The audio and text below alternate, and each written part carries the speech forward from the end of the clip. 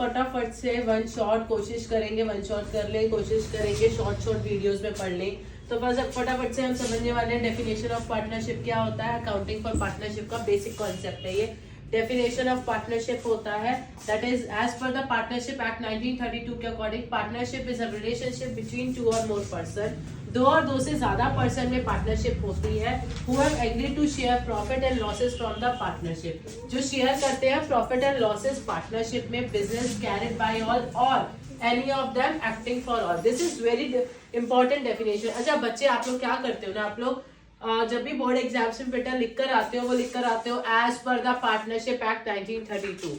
अब आप जब लिखकर ये वाली डेफिनेशन आओगे ना, प्लीज मेक श्योर करना जो वर्ड जिस पोजीशन पे है, जिस प्लेस पर है वहीं पुट करना, इधर उधर मत कर देना। अगर या तो आप अकॉर्डिंग टू मी लिख लेना, अकॉर्डिंग टू माई सेल्फ लिख लेना, फिर स्पेसिफिकली पार्टनरशिप एक्ट की डिटेल मत देना। अगर आपको प्रॉपरली ये वाली डेफिनेशन याद है तभी देना, अदरवाइज मत देना। सिंपल सी बात कही जाए तो पार्टनरशिप क्या है? पार्टनरशिप एक ऐसी रिलेशन है जिसमें दो और दो से ज्यादा पर्सन आते हैं, पार्टनर्स बनते हैं, शेयर करते हैं profit and losses and also business करते हैं वहां पर और बिजनेस की एक्टिविटीज में पार्टिसिपेट करते हैं। अगर हम बात करें इसकी फीचर्स और कैरेक्टरिस्टिक्स के बारे में तो मिनिमम कितने पर्सन? मिनिमम इसमें 2 पर्सन होते हैं। Minimum 2 person are required to form a partnership. Minimum 2 person required होते हैं पार्टनरशिप को फॉर्म करने के लिए।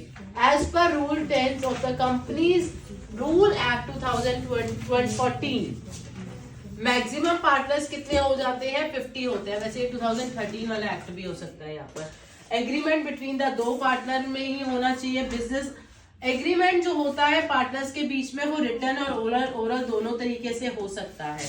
रिटन जो डॉक्यूमेंट होता है वो लीगल माना जाता है और जो ओरल एग्रीमेंट होता है वो इलीगल माना जाता है क्योंकि उसके वेरीफाइड कोई भी हमारे पास प्रूफ नहीं होते हैं। Partnership is form to carry out business. Partnership को इसलिए फॉर्म किया जाता है ताकि वो बिजनेस कैरी आउट कर सके।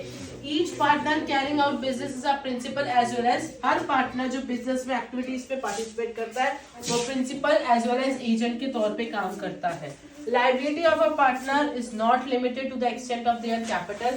जो लाइबिलिटी होती है पार्टनर की वो आपकी यहाँ पर लिमिटेड नहीं होती। Each partner is liable jointly with all the other partners.